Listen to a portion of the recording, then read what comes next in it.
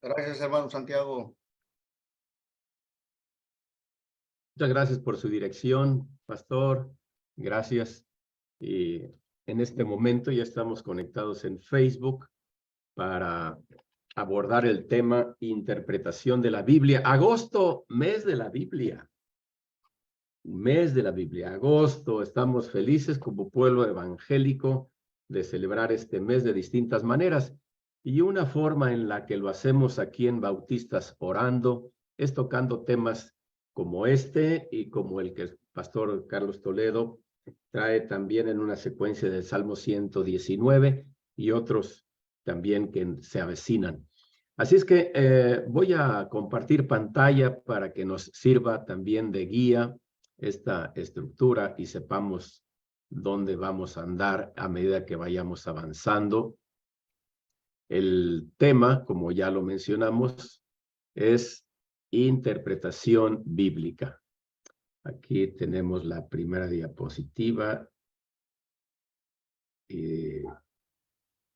Esta ventanita me obstruye para poder hacerlo. A ver. Ahí está. Ya estamos con la pantalla grande a todo lo que da. Bienvenidos todos los que estamos aquí reunidos en Zoom y también los que nos escuchan en este momento y nos escucharán después en alguna red social, sea en Facebook, sea en YouTube. También les quiero decir que la conferencia del pastor Tut y del pastor Carlos Toledo se encuentran sus videos tanto en Facebook como en YouTube con este título de Bautistas Orando. Así lo pueden encontrar y ahí estamos conectados en este momento. Muy bien, el contenido de este tema, no de esta sesión, sino de este tema, porque vamos a tener más de una sesión, es primero la introducción, tendremos también consideraciones generales, las reglas básicas, recursos y estilos literarios, y también abordaremos algunas dificultades literarias que se encuentran en la Biblia, en la palabra de Dios escrita. De allí que pasamos a la introducción. La introducción consta de 3 rubros: definición, justificación y antecedentes. Todo esto agregada a la palabra interpretación, ¿verdad? Es decir, definición de interpretación, justificación para interpretar y los antecedentes de la interpretación. Como definición, tenemos en hebreo algunas palabras, solamente rescaté estas dos, que es pitarón y también pesá. Estas palabras las encontramos allá en el Antiguo Testamento y también solamente rescaté esta referencia de Génesis 40:10, donde se va a desarrollar esta historia en la que José va a interpretar sueños. Y va a aparecer muy frecuentemente esta palabra ahí, especialmente en esta sección de la interpretación de los sueños por parte de José. También pesá la vamos a encontrar en Daniel. Hay otros personajes, miren, la palabra interpretación, si ustedes buscan en una concordancia, van a encontrarse con muchas referencias bíblicas donde van a aparecer pues situaciones en las que era necesario interpretar algo. Y de Daniel también conocemos esto como intérprete también de sueños, pero ahí se utiliza otra palabra que es pesá. Pitarón apunta más hacia el significado, es decir, José estará diciendo, este es el significado del sueño, que también se puede traducir como interpretación, y así lo tenemos también en nuestra Biblia Reina Valera. Explicación allá con Daniel, también esa apunta hacia ese énfasis de explicar algo. Claro, está de por medio la interpretación. Pasamos al griego, ya al Nuevo Testamento, y la palabra que nos da para nuestro tema, que es hermeneia, aquí la tenemos, pero no es la única que se utiliza también para traducir interpretación. También tenemos la epilisis. Entonces, en el caso de la primera, la encontramos en 1 Corintios 12:10 y 14:26, y también en otros textos. La segunda, epilisis, la tenemos en 1 Pedro 1:20. Y hermeneia es la que más nos llama la atención, porque pues de ahí surge en español la palabra que conocemos como hermenéutica y que definimos como interpretación. Efectivamente, hermeneia es interpretar un lenguaje diferente al propio.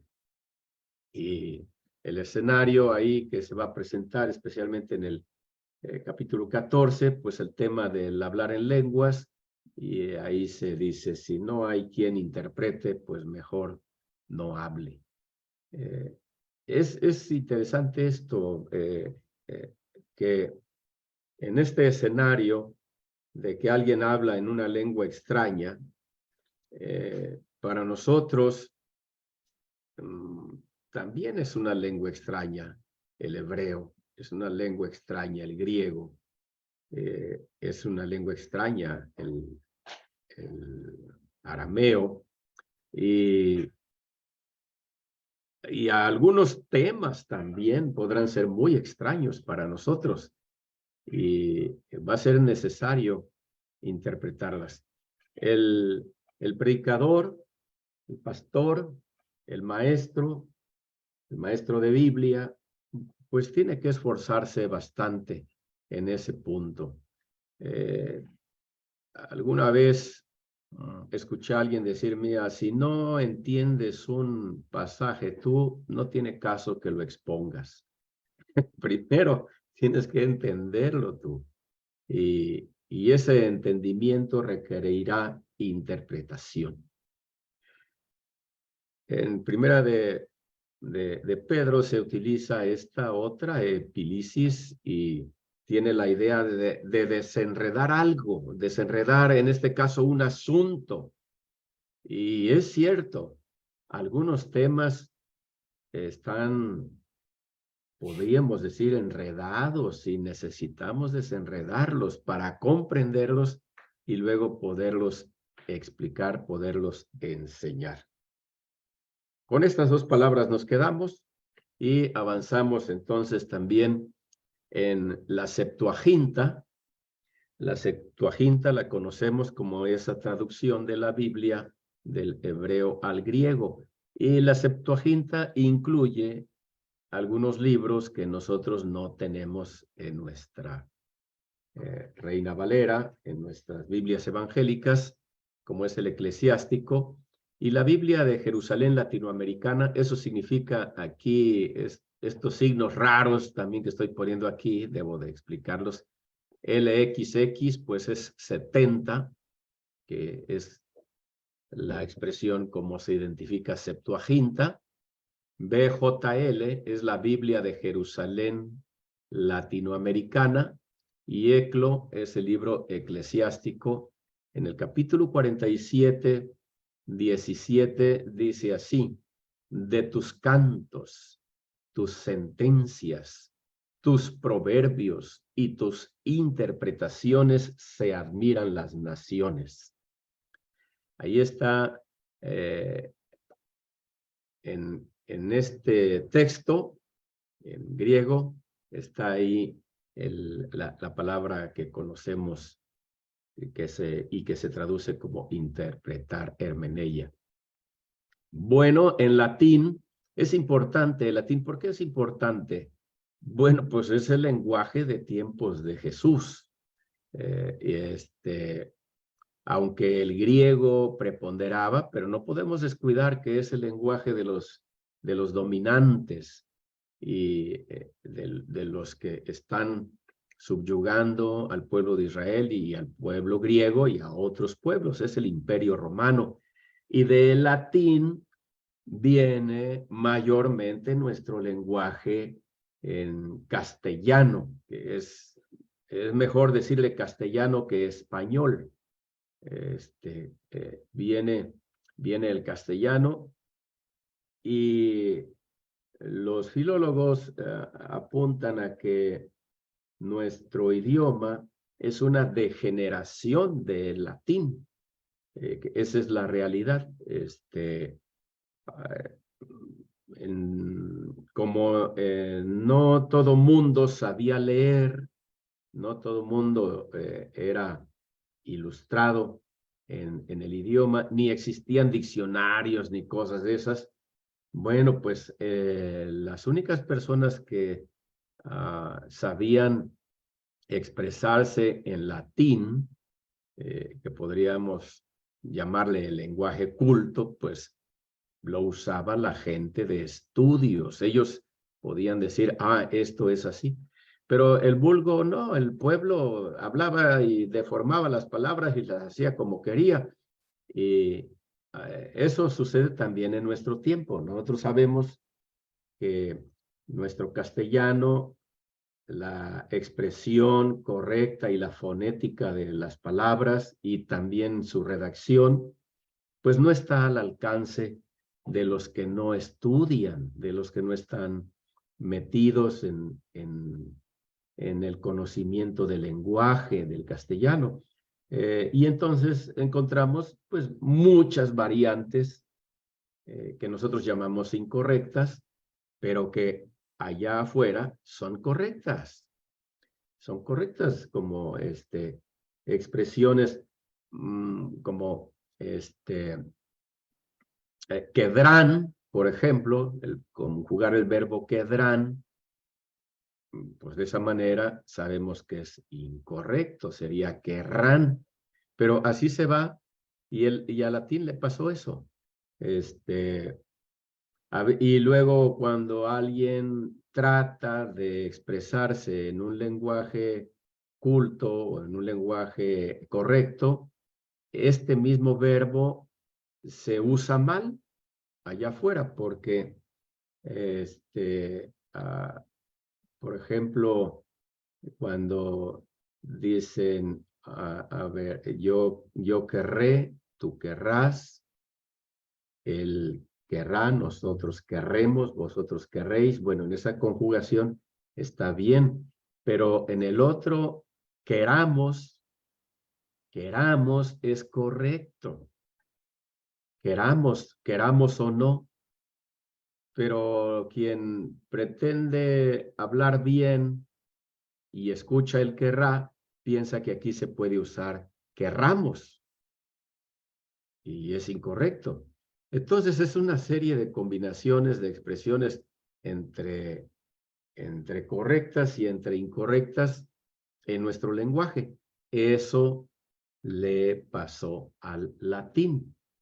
Desde luego que el castellano se enriqueció con otros idiomas, mayormente del griego. Tenemos muchas palabras del griego en nuestro castellano para poderse enriquecer y para poder ampliar las expresiones, el lenguaje y también el conocimiento. ¿Por qué explico esto? Porque el intérprete necesita saberlo.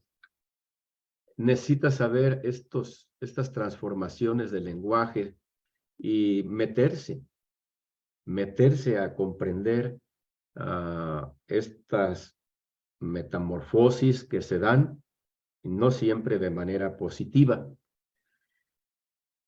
¿Qué es entonces hermenéutica? Ya en una definición aplicada al tema que nos ocupa sería entender, comprender la idea del autor y comunicarla a otros o para comunicarla a otros. Entonces, si alguien tiene la intención de ser un hermeneuta, bueno, ha de considerar que requiere un esfuerzo entender y comprender la idea del autor. En este caso, el autor es Dios, y lo vamos a ver más adelante.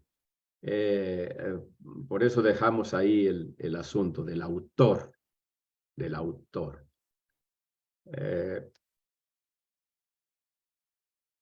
Hay por ahí otro personaje que se nos va a colar, o personajes que van a ser los escritores. Pero a nosotros lo que nos interesa es la idea del autor. ¿Qué quiso Dios decir aquí? No tanto qué quiso decir Pablo, o qué quiso decir Pedro, o qué quiso decir Daniel, no, qué quiso decir Dios a través de. Ese es el kit del asunto. Justificación. ¿Por qué estudiar hermenéutica? Bueno, encontramos en Job 33:23 una buena justificación, y voy a pedir a quienes están aquí inmersos que nos lean este texto, por favor. Job 33:23, esgrima. El primero que lo haya, abra su micrófono y por favor léalo fuerte y claro. Si tuviese cerca de él algún elocuente mediador muy escogido que anuncia al hombre su deber. ¿Qué tal? Esa es la petición de Job. Dice, ¡ay! Qué bueno que existiera este hombre elocuente que pudiera explicarle a esta persona qué es lo que tiene que hacer. Y eso es interpretación. Que nos expliquen, que nos enseñen. El que tiene más entendimiento, que lo haga. Vean esta declaración milenaria, ¿verdad? Que está allá en el libro de Job, como está aquí enunciando una necesidad del ser humano de ser atendido en sus interrogantes y en sus cuestionamientos. Entonces, alguien debe saber interpretar. Alguien debe saber entender y explicar a los demás. Mateo 13:36, ya viniéndonos al Nuevo Testamento, esgrima, me pueden interrumpir, el que lo haya. También vamos a encontrar esta necesidad que justifica que estudiemos hermenéutica. Adelante. Entonces, despedida la gente, entró Jesús en la casa y acercándose a él a sus discípulos, le dijeron, explícanos la parábola de la cizaña del campo. Ay, gracias, mi hermano Cano. Ay, explícanos, interprétanos. No entendimos, Señor. Cuando su servidor se mete a la Biblia en calidad de ingenuo, de así, y bueno, esto no es nuevo, de muchos años, me traiciona la idea de que los apóstoles, por el simple hecho de andar con Jesús, entendían todo, captaban todo directamente de la voz del maestro. Pues no es así. Aquí tenemos esta evidencia de que necesitamos una explicación. Y miren, necesitamos unos de otros. ¿Quién de nosotros aquí podría jactarse de no necesitar de un hermanito en la fe para poder entender algún pasaje, algún concepto de la Escritura? ¿Quién? Pienso que ninguno. Todos nos necesitamos. Y me encanta a mí ver gente que tiene mucho conocimiento, seguro más que yo, pero no solo a ese que estoy seguro que tiene más que yo, a otros que veo que tienen un conocimiento similar al mío y que necesitamos echar mano de la modestia simple para decir que también reconocemos que hay algunos que tienen menos conocimiento que nosotros, pero que también nos pueden enseñar, que en algún momento Dios los va a usar para desenredarnos algo. Eso es maravilloso, ¿verdad? Yo me encontré con un otomí que no sabía ni leer ni escribir allá en la Sierra de Veracruz, cerca de Guayacocotla, y me sorprendió que a través de ese hombre el Señor me desenredara un asuntito allá del Génesis. Es maravilloso eso. Necesitamos hermeneutas. Necesitamos quien nos ayude a desenredar. Y finalmente escogí esta cita, Primera de Pedro 3:15. Adelante, mis hermanos. No importa que sea el mismo que lea, si la tiene al alcance, no se apene y vuelva a leer. Sino santificar a Dios el Señor en vuestros corazones y estar siempre preparados para presentar defensa con mansedumbre y reverencia ante todo el que demande razón de la esperanza que hay en vosotros. Gracias, hermana Rosita. El kit de la apologética, ¿verdad? Lo encontramos aquí, la base. Pero ¿cómo puede un apologeta entrar en estos asuntos si no es un hermeneuta? Si no entiende, no comprende la escritura, ¿cómo va a presentar defensa? Es necesario. Porque si alguien no entiende lo que lee, pues ¿cómo se va a defender? En un punto ya sabemos que hay gente que es muy instruida especialmente para atacarnos, para atacar la Biblia, para atacar al que cree en la Biblia. Bueno, pues es necesario que el que tiene esta fe que la Biblia es la palabra de Dios se instruya como hermeneuta. Tenemos unos hermosos antecedentes en la palabra de Dios de hermeneutas. Empezando, bueno, yo estoy aquí poniendo a Moisés con su Deuteronomio. El libro de Deuteronomio, una de las definiciones que hay para él es que es una explicación de la ley. Una explicación, es el último discurso de Moisés, ya está próximo a su muerte y va a hacer un recorrido por allá en sus escritos, mayormente del Éxodo, para exponerlo aquí al final. Y se va a esforzar porque sea entendido lo que él está legando. Mucho del Deuteronomio, claro, está ya mayormente en Éxodo, están en esos libros que le antecedieron, pero él quiere mostrar esto, y no exactamente él, ¿verdad? Dios quiere a través de él exponernos una especie de explicación con el Deuteronomio, conocido como la segunda ley. Pero tenemos a Esdras y los 13 levitas de una manera contundente en Nehemías 8, 1 al 12. Este es un pasaje amplio que vale la pena leerlo, porque creo que este pasaje es central para todo predicador, para todo aquel que expone la palabra de Dios, aquel maestro de Biblia, sea en seminario, o sea en la escuela dominical, o sea en un grupo pequeño. Este texto es importante que lo conozca. Adelante, por favor.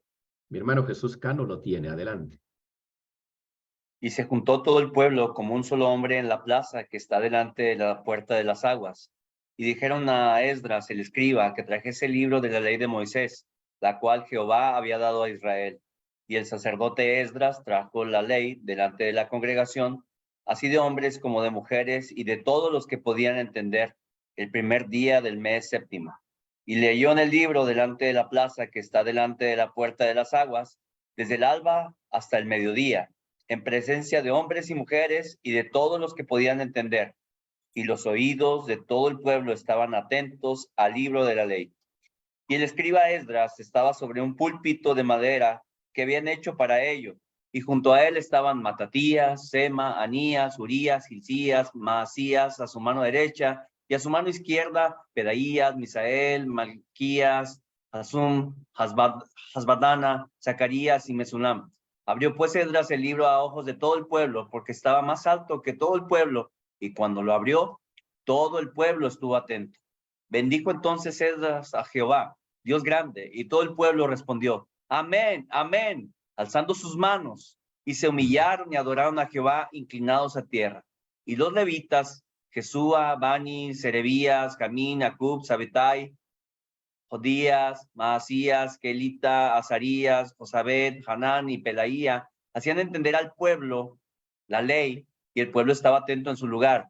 Y leían en el libro de la ley de Dios claramente y ponían el sentido de modo que entendiesen la lectura.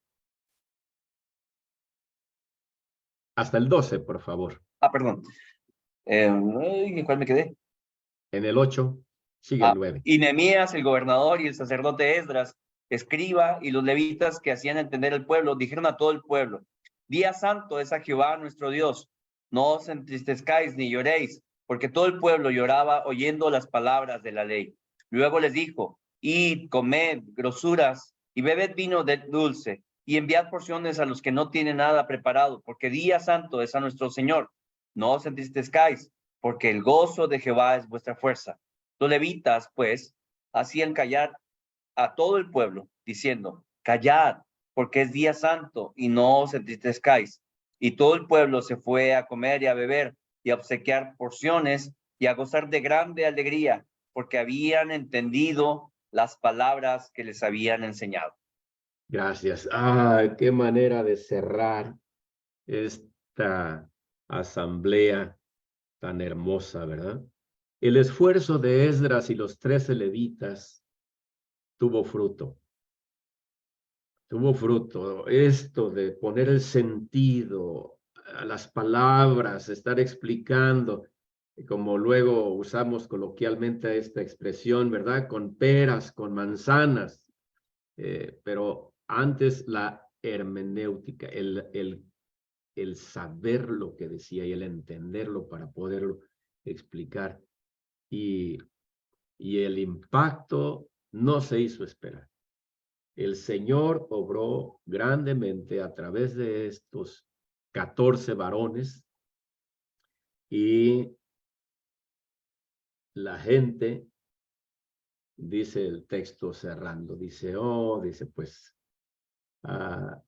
ellos llegaron a entender, se fueron a comer. Primero estaban tristes porque sí, habían entendido que habían fallado en muchas cosas, se habían hecho omisiones a la ley del Señor, pero qué bonito que el hermeneuta tenga esta espada de dos filos, no haciendo referencia al significado de la Biblia, sino a su propia boca, su lengua, que pueda provocar entristecimiento, compungimiento de corazón en el oyente, pero también ánimo, aliento, alegría.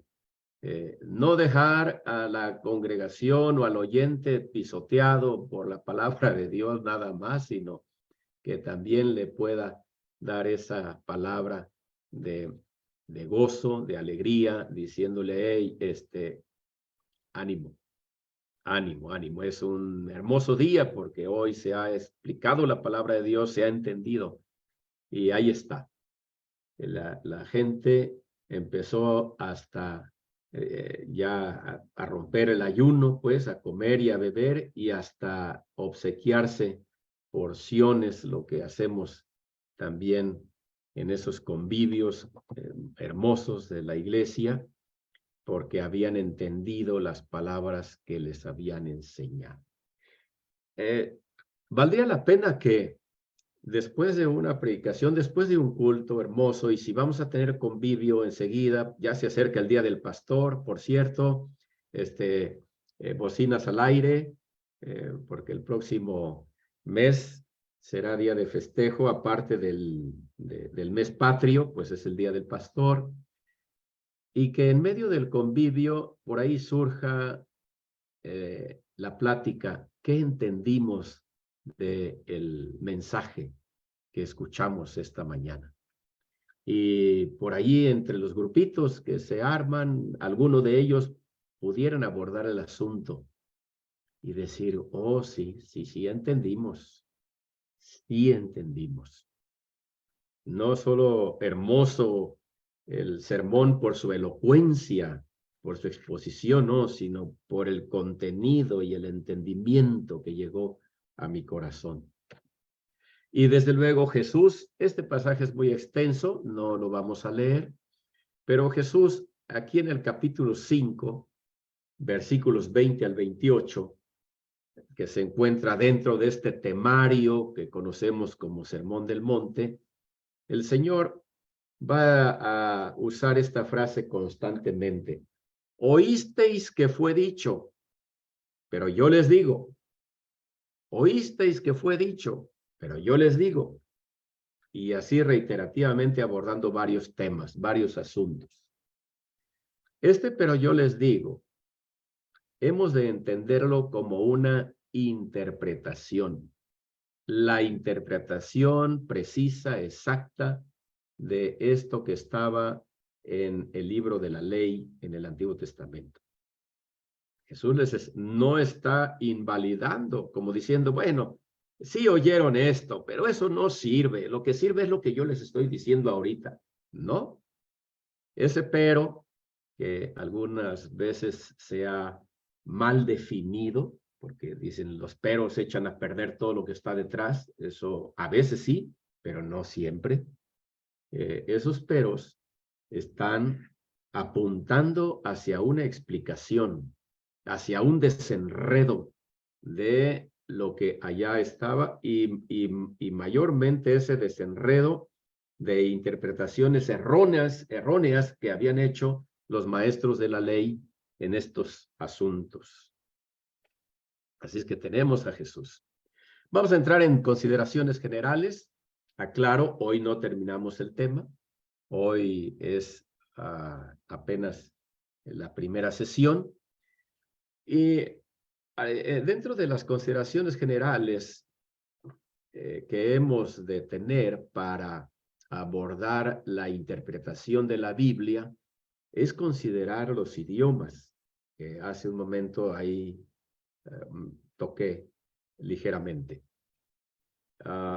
Estos idiomas son tres, los conocemos, sabemos que son tres. Pero hay dificultades en este asunto de la interpretación, empezando porque dos de ellos se declararon muertos y estuvieron muertos como lenguas muertas durante muchos siglos. Refiriéndome al hebreo y al arameo. Entonces, además, los manuscritos con que se cuentan de estos dos idiomas son muy escasos, aparte de la Biblia, aparte de los manuscritos bíblicos. No se compara con los manuscritos griegos, que son abundantísimos, pero muchos, aparte de los escritos bíblicos. Y todos esos escritos ayudan para entender el lenguaje y el significado de ese idioma.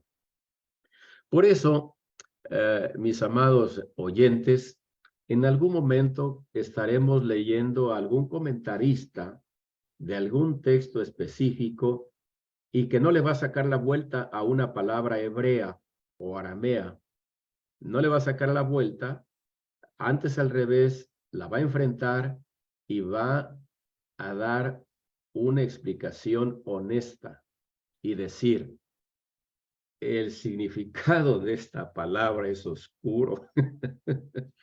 Es difícil. Es difícil. No hay manera de tener la certeza de que esta palabra esto significa. Eso es honestidad. Y creo que es bonito leer algo así.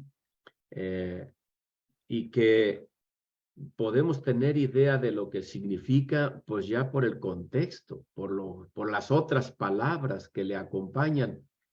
Pero esta es una de las cosas que bien debemos reconocer los hermeneutas.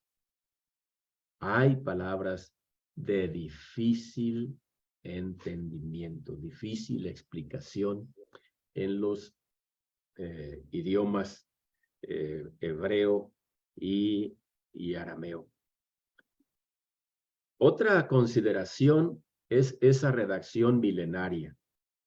No es una redacción que salió en el New York apenas, o el diario de la ciudad, con el lenguaje de hoy. Es una redacción que ya sabemos que se tomó entre 1500 y 2000 años reunir todo el contenido de este maravilloso libro.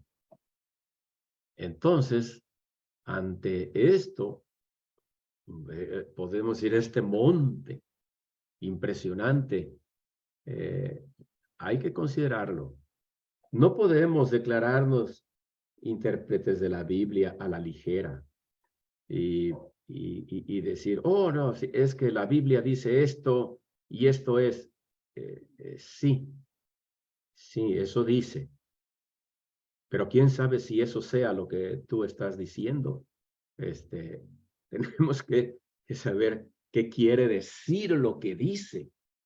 Y allí nos vamos a encontrar con ese problema también, esa geografía distante. Para nosotros, acá en Latinoamérica, pues estamos lejos de los lugares donde se dieron los hechos, lejos de esos 3 continentes de donde se redactaron los distintos libros de la Biblia. Y aún los que habitan alguno de estos continentes, también su geografía es distante en el tiempo, porque muchas cosas ya cambiaron. Yo quisiera pasearme por ahí, por donde se enfrentaron David y Goliat, por ejemplo.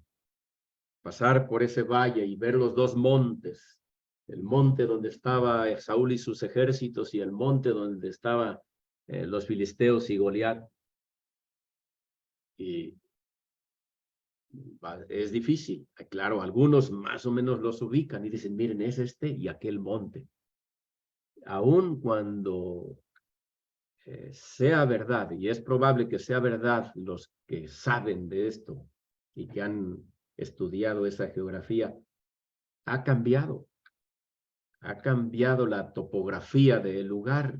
Ya hay o menos tierra o más tierra, o más desgaste de un monte que otro. Todo esto es algo que nos va a presentar algunas dificultades que hay que considerar.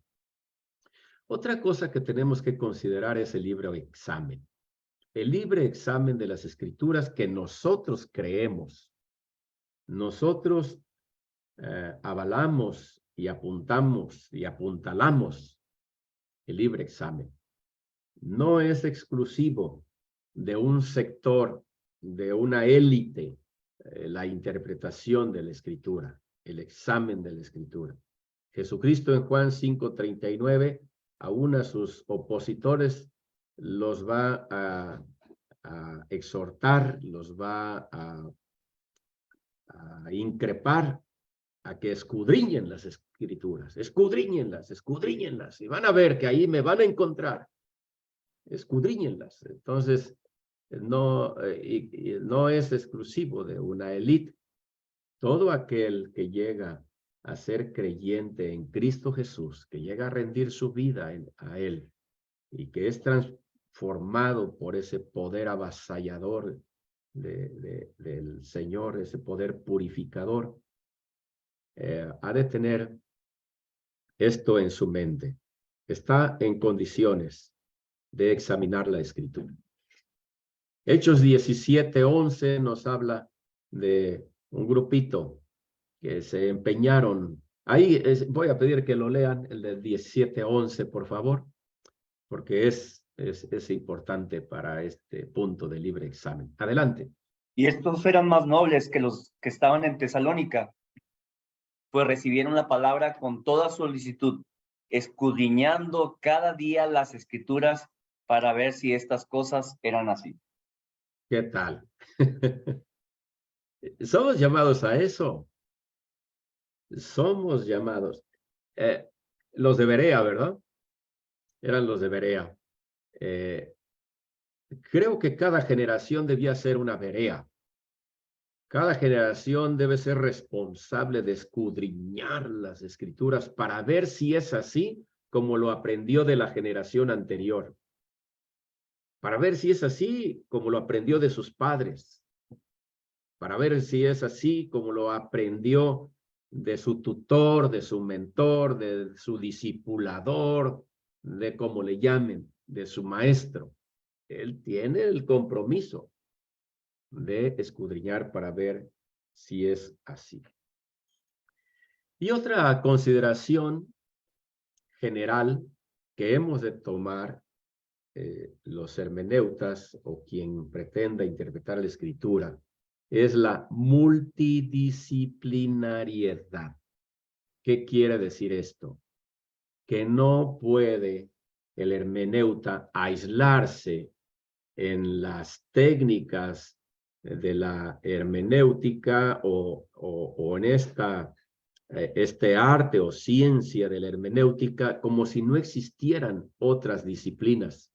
Necesita de ellas, necesita de la antropología, necesita de la geografía, necesita de lo que es también la epistemología, necesita de muchas ciencias,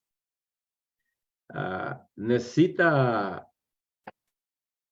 para abreviarlo de una manera muy sencilla y muy al alcance, necesita de la gramática.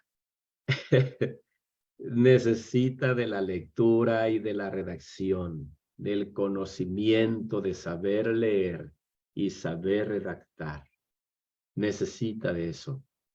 Si quiere avanzar en la interpretación de la Escritura. Alguien puede no echar mano de ninguna de las otras disciplinas e interpretar. Sí, pero quiero decirle que estará muy limitado. Muy limitado. No podrá avanzar mucho en la interpretación de la Escritura si no considera las demás ciencias. Muchas de ellas son importantísimas para poder llegar a esto, a una buena interpretación. Muy bien. Reglas básicas por ahí, bueno, tenemos algunos anfitriones, coanfitriones, que por ahí creo que mi hermano Camacho es uno de ellos que alcancé a dar de alta para que cuiden nuestros micrófonos. Y solamente voy a mencionarlas porque la intención es que aquí nos quedemos el día de hoy con las reglas básicas, no las vamos a desarrollar. Mayormente la que tiene que ver con los recursos literarios. Pero la actitud, sí. Primera regla. La actitud de el que pretende interpretar la Biblia. No leer la Biblia, No. Interpretar. También el que va a leer la Biblia debe tener cierta actitud. Pero aquí estamos hablando del hermeneuta, del que pretende interpretar la Biblia. ¿Cómo se presenta ante la palabra de Dios? Y lo que todo esto quiere decir, la palabra de Dios. O sea, se va a ubicar ante la majestuosidad de la revelación de Dios. ¿En qué actitud va a llegar? La humildad tiene que empezar por ahí.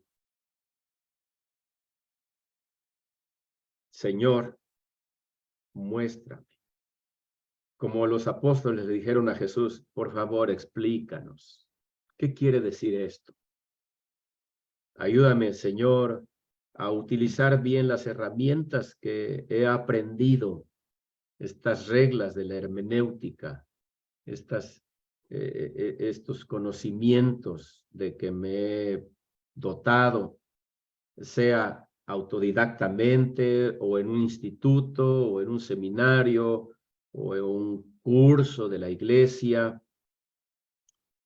Sí, ya tengo las herramientas, pero ahora debo de ser hábil para su uso. Y ayúdame, Señor. Quiero que me tiemblen las rodillas, las corvas, cada vez que yo me presente ante tu palabra, ante el temor de interpretar algo erróneamente. Ayúdame, Señor. No quiero incurrir en ello. Esa actitud es muy importante, ya salvando el asunto de que la persona es regenerada, posee el Espíritu Santo como guía, y entonces tendrá esa oportunidad de incursionar en la hermenéutica, tendrá la oportunidad de incursionar en la interpretación de la palabra de Dios. Otra regla es la lectura y la redacción, de donde mencioné hace un momento. Leer. Leer bien. Aprender a leer. Miren, es un equívoco pensar que porque aprendimos a leer allá en la primaria ya sabemos leer. Necesitamos aprender a leer. Respetar las puntuaciones y saber lo que significan estas para poder ir captando, ir discurriendo por el texto. Ah, aquí hay una coma, aquí hay un punto y coma, aquí hay un punto y seguido, aquí hay un punto y aparte. Y llegamos al punto final de un libro. Y así ir, saber leer. Y este saber leer no solamente es conocer las letras de la A a la Z, sino conocer cómo están ligadas ellas entre sí para dar una idea o un pensamiento. ¿Saben ustedes que el lenguaje humano es, pues bueno, a lo mejor es muy aventurado decirlo, pero mejor no lo voy a decir como lo único, pero sí como de las cosas contundentes que nos diferencian de los animales? De toda la creación, el lenguaje humano es un distintivo de nuestra calidad de creación de Dios en el cierre maravilloso allá del sexto día. El lenguaje humano. Hay que aprender a leer y hay que redactar. La R es de redactar, no lo puse completo porque no quise que fuera invasivo. Lectura y redacción. Recomendable para el hermeneuta. Lea y escriba. Lea y escriba. Lea y escriba. Puede leer el texto y puede transcribirlo o reescribirlo en un cuaderno. Les voy a decir el motivo de esto. Parece sutil, imperceptible, pero cuando nosotros escribimos, el hecho de estar a nuestra mano siguiendo el curso de las líneas de una línea y ligada con otra, el cerebro está trabajando y se está alimentando muchísimo más que cuando solamente usa la vista. La locomoción de la mano, el movimiento de ella apunta y enriquece mucho el conocimiento. Es una de las prácticas que se recomiendan si queremos memorizar, por ejemplo. ¿Queremos memorizar? Bien, no solamente lean y repitan lo que están allí, no. Lean y escríbanlo, y escríbanlo, y escríbanlo. Y van a ver cómo a la vuelta del tiempo, lo que escribieron va a quedar aquí grabado en la mente como una fotografía que ustedes mismos delinearon con sus trazos. Y no una fotografía que simplemente, como la cámara, ¡tac!, ¿verdad? La tomó del paisaje. Ahora con las selfies, ¿verdad? Ay, me tomé una selfie. ¡Paz! No, no es esa. Es un grabado, es un delineamiento que ustedes hicieron con su propio puño. Y eso ayuda mucho a la comprensión del pasado. Les digo, parece desapercibido esto, pero escribir, tenemos que recuperar esa práctica. Qué bueno que tengamos computadora, pero cuando nosotros tecleamos, sí nos ayuda teclear. Ahora imagínense copiar y pegar, pues qué cosas nos ayuda, ¿verdad? Eso ya nos acaba. Copiar y pegar, claro, nos facilita y nos ahorra mucho tiempo y es un buen recurso para muchas cosas, pero para el aprendizaje no nos ayuda tanto. Teclear ya nos ayuda a algo, pero delinear el grafos que hacemos con la línea es muy enriquecedor. Así es que estas son dos de las reglas básicas y aquí me quise detener porque era importante hacerle esta justicia a la lectura y a la redacción. Cerramos este tiempo y nos quedamos así en puntos suspensivos para ver las otras 8 reglas básicas o continuar con las otras 8 reglas básicas en la próxima sesión. Amado Señor, te damos gracias en esta hora por tu ánimo, por tu aliento, por habernos despertado y preparado también para este tiempo. Te damos gracias por tu santa palabra. Y hasta dan ganas de pedirte perdón por creer que somos suficientes para interpretarla. Más bien queremos de tu ayuda y de tu fortaleza en todo tiempo. Bendito seas en Cristo Jesús. Amén. Pastor Pablo, adelante.